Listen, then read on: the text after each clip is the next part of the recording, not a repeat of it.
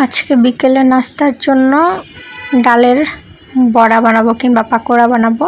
তো এইখানে হলো ডাল বাটা, ডাল ভিজিয়ে ডাল, তারপরে অল্প একটু চাল, 2 পদের ডাল আর অল্প একটু চাল বেটে নেওয়া, তারপরে কাঁচামরিচ, পেঁয়াজ, কাঁচামরিচ কুচি, পেঁয়াজ কুচি, আলু কুচি, সাথে কর্নফ্লাওয়ার দিচ্ছি, দিয়ে সাথে একটু হলুদের গুঁড়া, পরিমাণ মতো একটু লবণ, সব কিছু দিয়ে ভালো করে মাখায় নিব। আর সাথে একটা চাট মশলাও দিয়েছি, এই চাট ম্যাগি যে ম্যাজিক মশলা থাকে সেই ম্যাজিক মশলা দিয়ে এখন একদম হাত দিয়ে সুন্দর করে মাখায় নিব। আলুটা ভিতরে দিলে ভালো লাগে, এর জন্য একটা আলু দিয়ে দিলাম যাতে একটু খেতে ভালো লাগে। একদম শুধু ডাল ভাল লাগে না, এই কারণে একটু আলু কুচি দিয়ে দিছি। আলু, বাঁধাকপি এগুলো দিয়ে পাকোড়া বানালে কিন্তু খুব মজা হয়। তো যখন বাসায় বাঁধাকপি না থাকে কিংবা বাঁধাকপির সিজন না থাকে তখন আমরা এভাবে আলু দিয়ে বানাই। তো ভালো করে এই যে মাখিয়ে নিয়েছি, এখন একটু রেস্টে রেখে দিব। রেস্টে রাখার পরে আমরা হলো ভাজতে যাব। যে ডাল মাখাইছি এবং সাথে কিন্তু মসুর ডাল ভিজায় রাখা মসুর ডালটা রেখে দিছি, যাতে এটা একটু মানে ভিজলে তো নরম হয়ে যায়, একটু বড় হয়ে যায়। তো এইটা দিয়ে এটা হলো উপরে দিয়ে দিব, উপরে দিয়ে সুন্দর করে ভেজে নিব। এই যে চুলায় প্যান বসায় দিছি, এখন প্যানের মধ্যে তেল দিয়ে নিব।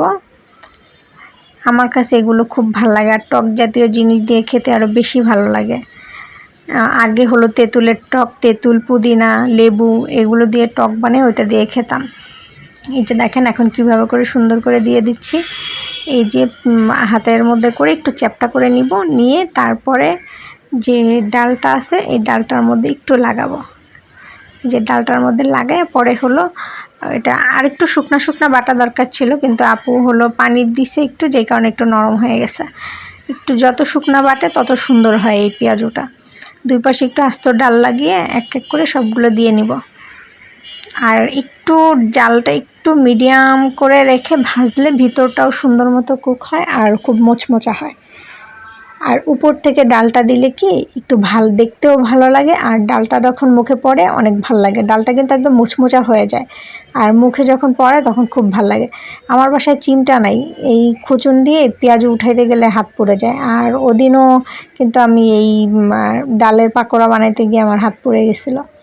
মানে আমি এই যে প্যানের মধ্যে দিয়ে একটু জোরে জাতা দিছি বলতে একটু ছড়াই দিতেছিলাম, আর পেনটা একদিকে ঢেলে গেছে আর আমার হাতটা পুড়ে গেছে।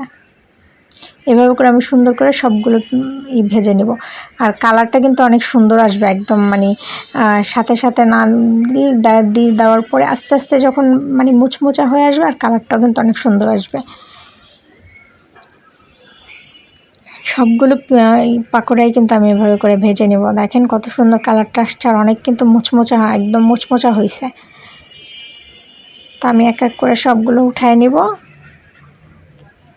ভাজা শেষে এটার জন্য আমি খাবার জন্য একটা টক বানাবো।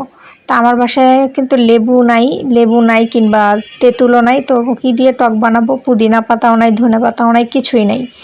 তো ভাবতেছি যে টক দই নিলাম, টক দই দিয়ে আর কি বানাবো। টক দই সাথে টক দইয়ে যে একটা এক্সট্রা পানি জমে না ফ্রিজে থাকলে, ওই পানিটাও দিয়ে দিছি। তারপরে একটু টমেটো সস দিছি, তারপরে হলো গোলমরিচের গুঁড়া দিয়ে দিছি, লবণ দিয়ে দিছি, 1 চামচ চিনি দিয়ে ভালো করে মাখাই নিব। এটা একদম মানে ভালো করে ফাটাই নিব। যদি দেখেন যে একটু বেশি ঘন হয়ে গেছে তখন একটু পানি দিয়ে নিলে পাতলা হয়ে যাবে।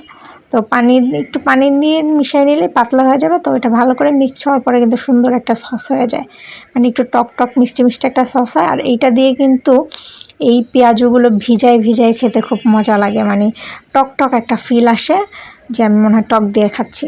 তো আমার বাসায় যখনই মানে টক জাতীয় কিছু না থাকে আমি এইভাবে করে এই সসটা বানিয়ে খাই। তো এই সসটা দিয়ে এখন একটু খেয়ে আপনাদেরকে দেখাচ্ছি যে মানে খুবই টেস্ট। আমি অনেক মজা করে খাইছি, অনেক ভালো লাগছে। আপনাদের যদি ভালো লাগে বাসায় বানিয়ে ট্রাই করবেন। আমার ভিডিওটা দেখার জন্য ধন্যবাদ। ভালো লাগলে একটা লাইক দিবেন।